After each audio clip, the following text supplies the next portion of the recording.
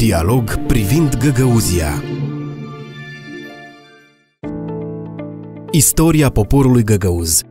Oamenii de știință susțin că sunt 21 de ipoteze despre proveniența găgăuzilor. Cert este că găgăuzii vorbesc o limbă turcică și că în Evul Mediu au devenit ortodoxi. În anii 1806-1812, când Bugeacul a trecut din stăpânirea otomană la cea rusească, turcii și tătarii musulmani au fost înlocuiți cu alte popoare, inclusiv găgăuzi. Pentru prima dată găgăuzii au fost identificați ca grup etnic distinct în 1930, în timpul referendumului din România, când Basarabia era partea regatului României.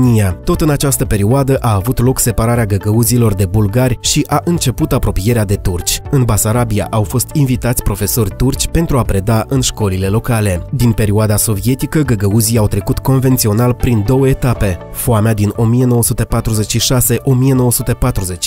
1946-1947, perioada în care sudul țării a suferit cel mai mult, și apariția alfabetului găgăuz în chirilică în 1957. 2 ani mai târziu, limba găgăuză a început a fi predată în școli.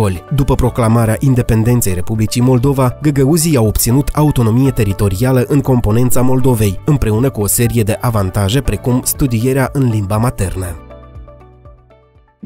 Dialog privind Găgăuzia.